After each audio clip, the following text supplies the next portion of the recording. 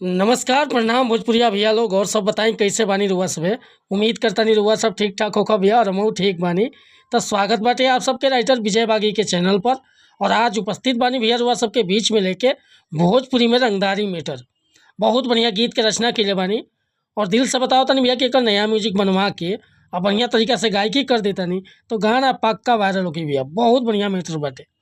तो चलिए देर ना करते हुए मैटर के शुरुआत कल जा कि कैसे गावे के बा, का एकर धुन बा, का लय बा।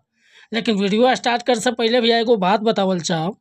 रउआ अगर नया सिंगर बानी और सिंगिंग में इंटरेस्ट बा, अच्छा मैटर के तलाश में भटकतानी, बढ़िया गीत नहीं मिलत, सही तुकबंदी नहीं मिलत या मन पसंद के मैटर नहीं मिलत, तो भैया अगर हमारा चैनल पर आ गए बन तो एकदम निश्चिंत रही, निराश भैया की जरूरत नहीं है। रउआ जैसन भी मैटर चाह तो कब लिखवावे के, चाहे sad song, love song, orchestra song, धोबी गीत, पूर्वी गीत, रंगदारी गीत, चाहे भक्ति भजन, बिल्कुल उचित चार्ज पर गाना रुआ के व्हाट्सअप के जरिए मिल जाए भैया। डिस्क्रिप्शन में आपको नंबर दे दिले बानी। और बताओ चाहे आपके चैनल पर अगर रुआ पहली बार आयल बानी तो चैनल के सब्सक्राइब कर ली, बेल आइकन प्रेस कर ली। हर रोज रुआ के नया नया मैटर सुने के, देखे के और गावे के मिलत रही भैया। काहे कि भैया हम हर तरह के गीत लिखेनी। रुआ जाए के हमारा चैनल पर देख सकीला, अपन 3 गो चैनल चल रहा राइटिंग के। एगो भोजपुरी राइटर विजय बागी, एगो राइटर विजय बागी, आ एगो ही चैनल बाटे।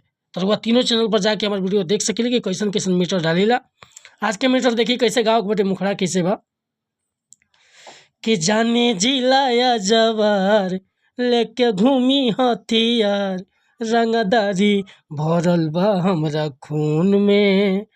हो जाने जिलाया जवार लेके घूमी हथियार, रंगदारी भरल बा हमरा खून में। हो कमी रहे न कबहू जुनून में, दुश्मन केतनो करे बार हरदम रहिला तैयार। दुश्मन केतनो करे बार हरदम रहिला तैयार, रंगदारी भरल बा हमरा खून में। हो कमी रहे न कबहू जुनून में, कि जाने जिलाया जवार लेके घूमी हथियार, रंगदारी भरल बा हमरा खून में।